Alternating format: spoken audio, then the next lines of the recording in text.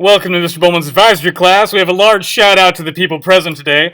Grace and her crazy Air Force has assaulted me as I walked into the classroom, but thankfully, due to my large size 9 boot, I was able to defend myself and stomp on her Air Force. Ava is desiring a large shout out as well. I don't know why, but we're going to shout and then she's going to be out. Oh, busted! Now, moving forward. Line segment bisectors, line bisectors, angle bisectors. Yes, my laptop is folded down. You can see me with the Sharpie in my hand. Great. Number 1, you've got a line segment. 2, you're going to take a compass, you're going to bisect it in half. No, I'm not just talking to myself over here. I'm actually entertaining my advisory at the same time. It's shocking. I take the point of the compass, I put it on one end of the line segment.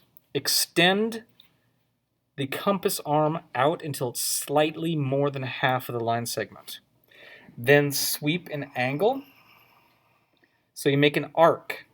Pick up the compass, keeping it the same size, flip it around to the opposite end. Place the needle down on the other end of the line segment while keeping it the same size. Sweep another arc. At this point, you now have a line segment with 2 arcs crossing each other. At the intersections of both of those pieces on the top and the bottom of the line, you then take your ruler and connect both of the dots from those intersections, and that is going to create a line segment bisector. Okay? Now, a line is going to be done exactly the same way, except you're going to have arrows on the end of your construct. While the line indicates the arrows that it travels on and on forever in both directions, we can't represent that on paper. So we do the same thing. Take the compass, put one point on the end, open up the compass arm until it is slightly more than half of the line segment or line. Draw the arc curving over, pick it up, keeping it the same size, place it down on the other end, and then sweep the other arc so you get 2 arcs that will then intersect each other. They intersect here and they intersect here, at which point you take a straight edge. In this case, I'm using a ruler.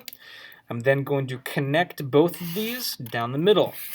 Now I have a line segment bisector and a line bisector. So I've bisected both constructs, which gives you exact cuts in half without having to do any measuring. So we mechanically bisect them.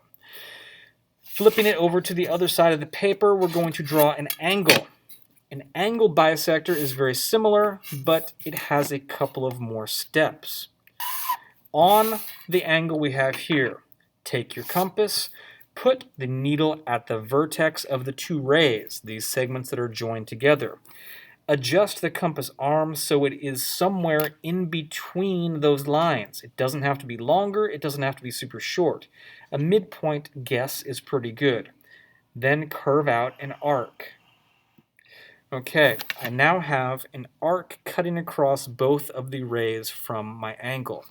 Keeping my compass the same size that I had, I put one needle point on the intersection of the ray and that arc, and I sweep another arc out the front. I then pick it up, put it over to the other intersection that I've created down there, and I sweep another arc. This has the following effect. This intersection there at the top can be lined up with the center vertex of the angle here. Taking my straight edge, put the dot there, line it up to the center, draw it down the middle, and you have now bisected your angle. Okay? Now, that should be helpful for the people who are doing homework tonight.